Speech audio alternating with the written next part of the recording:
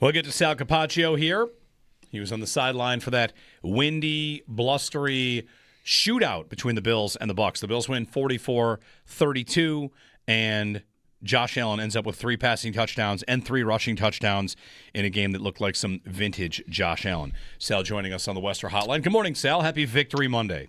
Yeah, happy Victory Monday to you too, guys. I mean, it was a pretty wild game, crazy game, and this one went the Bills' way. You know, just a couple years ago, this week was the Vikings game. I saw a lot of highlights on TV about it, and at some point in the game yesterday, somebody down on the field said to me, "Doesn't this remind you of the Vikings game?" And I'm like, "Oh my God, yes, but please don't have that kind of ending." Well, this one went the Bills' way. I don't remember much about the Viking game before the 4th and 18. I honestly remember no. I just know Dalvin Cook had a really long touchdown run. Okay, they got gashed on the ground. I don't remember anything the Bills did, though. Yeah, fair enough.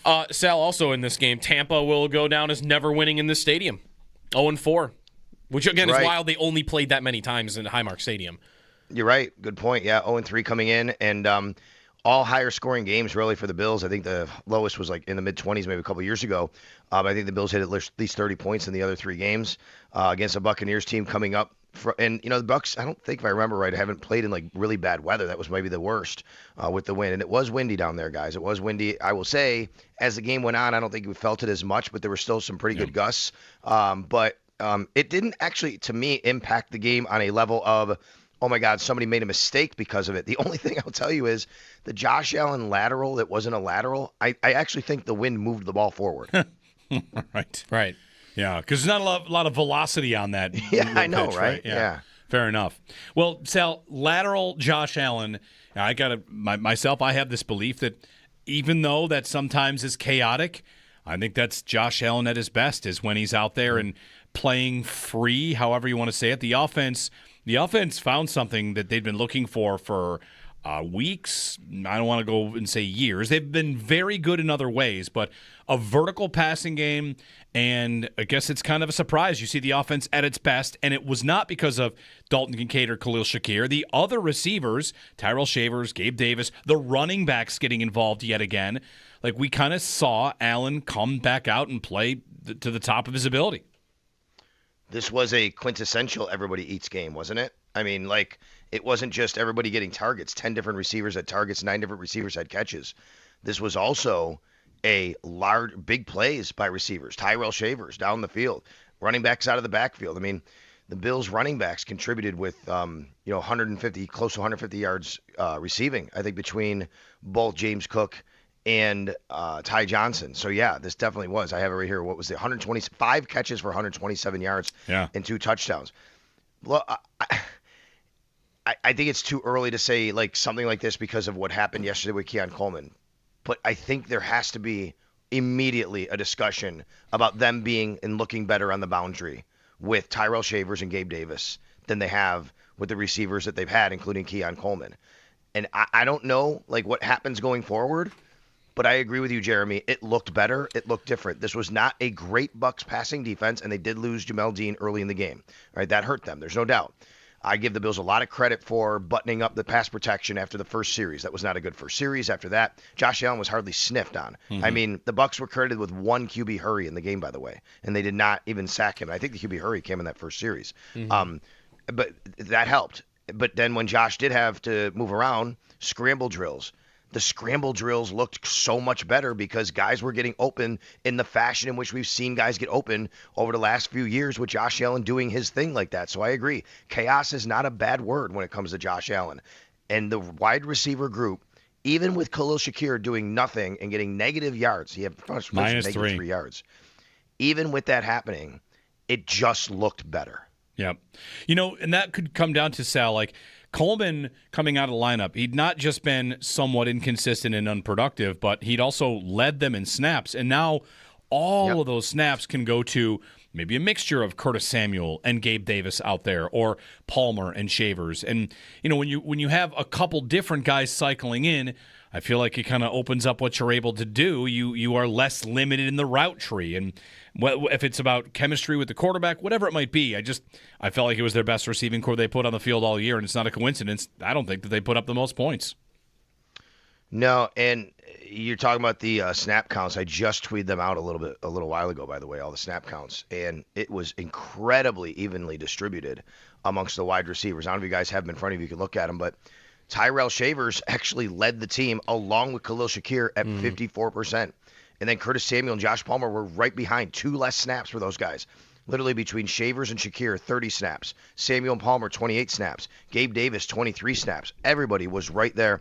And then McCole Hardman down the list, who did see 4 snaps on offense. But you're right. I just think that everything that the way that they operated their wide receivers, the way that the receivers operated when they were on the field, it fell differently. And Dawson Knox here, by the way, led all, not outside of Josh Allen, led all skill position players, non-O-linemen. 77% of the snaps he was on the field for. They didn't use Jackson Hawes a ton in this game. He only had 19 snaps on the field. And Dawson Knox became, a guy that contributed in both areas. Did you feel it was important, Sal, too, and maybe it was even their plan, that defenses are going to start daring the Bills to throw the ball down the field? Even, we went through it a little bit at the beginning of the show, they hit on a lot of plays down the field. There were some that were close, right? Shakir down the sideline, Hardman let a ball go through his hands, that it felt like it was direct by the Bills that, all right, if you're going to dare us to throw it down the field, we're going to show you that we can do that. For sure. And I think that the throw to Hardman, you're taking a shot play, you're trying to get a touchdown, but I also think it just kind of makes the defense aware. What have we talked about for a long time, where at least if you have a guy there. Now, I'm not not one to believe you just throw the ball down the field to do it because, okay, you're going to show something. Because once that happens, it's incomplete. It is 2nd and 10 or 3rd and 10 or whatever, and it sucks, right? But when you do have a guy that you really can threaten and you feel like maybe we can use them, down the field, and you're around midfield like they were, that just opens it up a little bit for the defense to be aware of those guys and what they can do for you. So yeah, I think it probably was the plan to do that a little bit, and I thought they took their shots when that were pretty appropriate because of the field position they had, and then obviously being available for Josh on the scramble drill. And we talked with Tyrell. This is a great example, right? Which is Tyrell Shavers in the locker room talking with him afterwards, which is asking him, are you supposed to, is that your, when you see scramble, is that your job to kind of run deep? He said, no. He said, that is not what I'm supposed to do on that play. He said, but you have to stay alive. He said, and I turned and I saw an opening and I just went because I knew Josh would find me. Guys, that's exactly what I'm talking about. There's also another play. Do you remember when he missed Curtis Samuel down the near sideline going left to right? Yeah. Yep. Oh my gosh. I mean, it was right in front of me and he pointed to Samuel to turn. I don't know if Samuel just didn't see him, but it took 3 steps for Samuel to actually turn. If Curtis Samuel turns when Josh Allen tells him to turn, it is an easy walk-in 40-yard touchdown. Well, Sal, it's funny. This stuff is out of structure, and it can be scrambled drills, but that's chemistry with quarterback and receiver. Yes. And I kind of arrived at this last week. Maybe an understated point about what's happened at receiver the last couple of years is there has not been a ton of continuity, especially on the outside, right? Yeah. Keon Coleman, MVS, Amari Cooper, the list of names. And if Allen can get a couple of games, a month, 2 months in with a group like Shavers and Samuel and Davis, then maybe he'll feel fully comfortable with scramble drill type of stuff. And just knowing, hey, if I get this look, I'm going to do this. And that can reap big rewards for the Bills.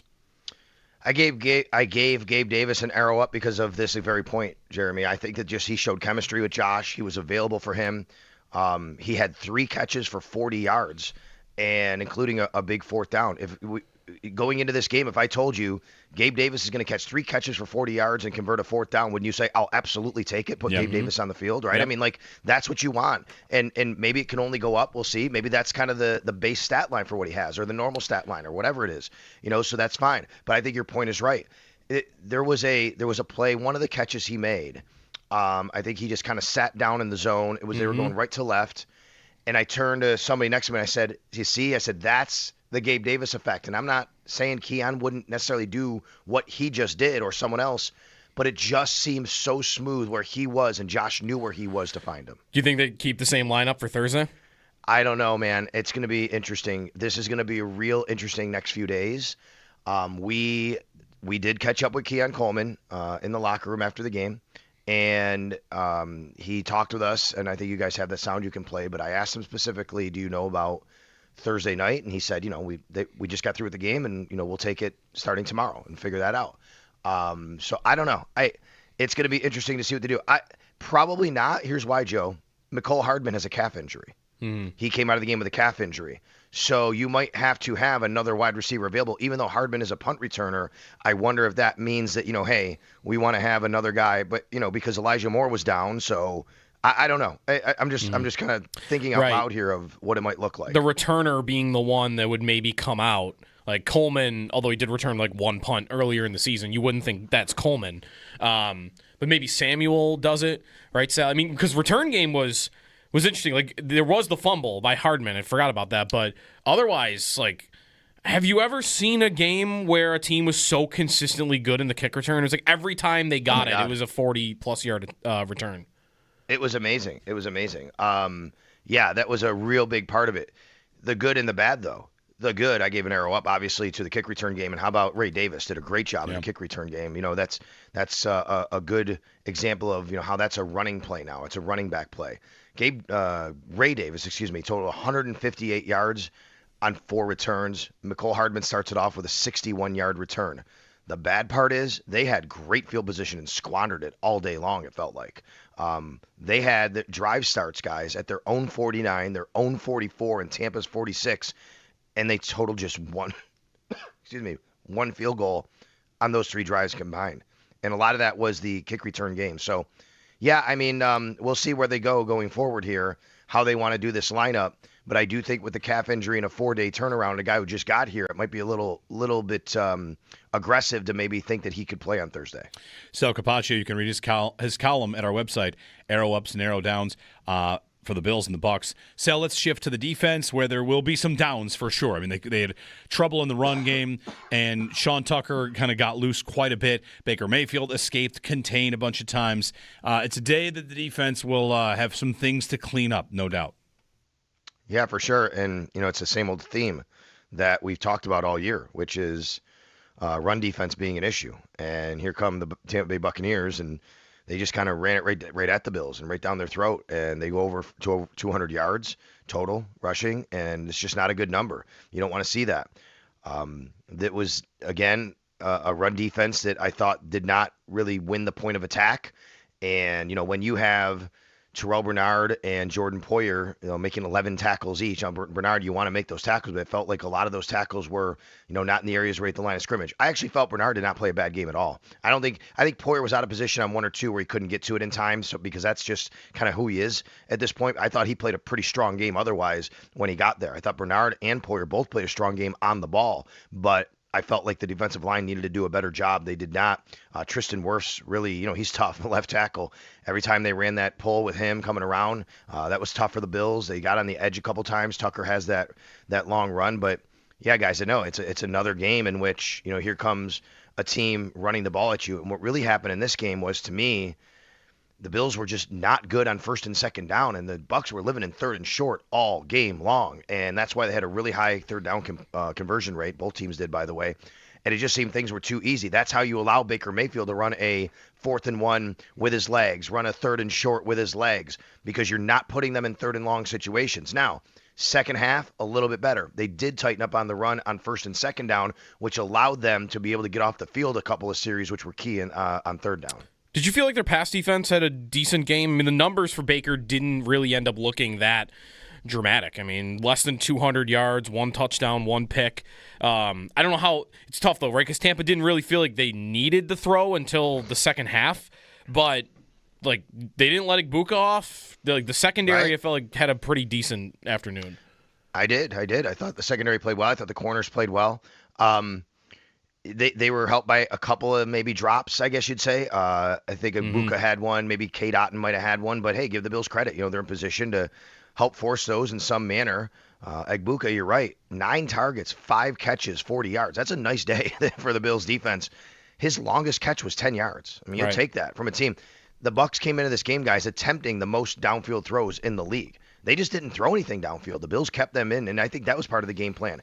Keep them in front of you. I think they tried one late in the game when they were down a couple scores. It was thrown out of the back of the end zone there. Sterling Shepard was their leading receiver with 54 yards. I mean, that's a nice day, I think, for the Bills. They got Sean Tucker out of the backfield, had a couple of catches, and, of course, the big one that went for the touchdown was tough. That was when Bills got caught on that one. I did. And if you look at the snap counts, by the way, Max Hairston and Trey White basically split evenly. 51% for Hairston, 49% for Tre'Davious White. Now, White started over Hairston, and I don't know if this is what they're going to do because of out of respect for White and the fact that, yeah, again, I mean, he didn't kill him. He didn't hurt him. And, I know Max Hairston's playing well, but right now it feels like they're just going to keep him right there doing that. Sal Capaccio on the Western Hotline. Sal, in the locker room after the game, Terry Pagula noted Sean McDermott and Brandon Beane winning their 100th game. So milestone for them. And then McDermott made a point to let players know to kind of get healthy. He said, who's ever fresher on Thursday wins. So a short week. They've been through this before. But it is a challenge, of course, what this week will bring for them. It is. And I guess the thing we're monitoring, and I don't, I haven't heard anything come out of Houston yet about this, but if C.J. Stroud is going to play or not. I mean, C.J. Stroud missed the game for the Texans. They go to Tennessee, and they only win a game 16-13. They don't have great rushing numbers against the Tennessee defense. But, again, they're going to want to run the ball against the Bills. Davis Mills threw 41 times in this game, in a 16-13 game, by the way. He threw 41 times, 274 yards. I mean, they may just – right now, I've heard people say that they think that maybe the Texans are better, with Davis Mills under center. Maybe. I mean, Stroud's been struggling, but that's weird to say, right? I don't know. We'll see. But that's you're right. And health-wise, we can. What I'm trying to remember yesterday, that was just the calf for Hardman, I believe, was the only notable injury. Now, at the end of the game, a couple people pointed out to me online that Cole Bishop did not play the last few snaps, and that he was getting his hamstring worked on the sideline. I did not get any injury update or report, but there were only a couple minutes left in the game, and it was a 2-score lead, so I don't know. Cole Bishop did do media afterward, but it is a quick turnaround, so that might be something to monitor. All right, that's the Barnes Firm Injury Report, brought to you by the Barnes Firm. Injured? For help, call 1-800-8-million. That everybody we need to get to on the injury report, Sal? I think so. I don't remember anybody else that popped up for the Bills. It was just Mecole Hardman. And I did ask Mecole Hardman specifically, did you come out because of the calf, or did you come out because you put the ball on the ground? He did one of those, no, it's because of the calf, right? I don't know, though. He didn't go back in the game after he fumbled, but it could have been the calf. I'm not really sure. He said it was the calf. Could I throw in, Sal, that Shaq Thompson practicing in full and then not playing might imply that he would be ready to go Thursday? It's a good point, Joe, because I think maybe you have to balance those things out and say, look, we're going to have, enough guys available, and if something happens to him in this game, the quick turnaround. And we know Terrell Bernard he's kind of been open about it. Like, he's dealing with the ankle. Like, we see it, we know it, and he basically is saying, hey, I'm doing everything I can to be ready and healthy every one of these games. He's doing everything he can to be, and I thought he looked better yesterday. Doesn't mean he's, to me, 100%, but I do think Terrell Bernard looked a little bit better. I thought he was a little better lateral movement, dropping. It's been a talking point this year about the way he's looked. So, if he can stay healthy, continue to be healthy, and you get Shaq Thompson back, that'll help. And, how about Dorian Williams? Dorian Williams is playing a big role for this team right now, guys. Dorian Williams came in. I didn't give him an arrow up, but maybe I should have, because he's coming in. He played, I think I have to look at the snap counts, 40% or something, but he's been a spy. He's been helping out, and I think Dorian Williams has played a key part here. That third down rush package they have with him, Sal, like that is I don't know about break glass in case of emergency so much as it's just like it's standard for what they do in important moments now. And for quarterbacks like Baker, and will that be the plan for Lamar and for Mahomes if they meet again, and maybe Daniel Jones, who can run a little bit? Like, you like to see it because it does work for them, and we've seen it work now a couple times against good quarterbacks.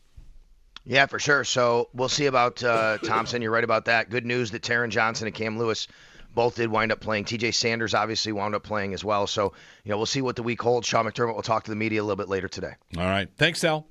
You got it. Sal Capaccio on the Western Hotline.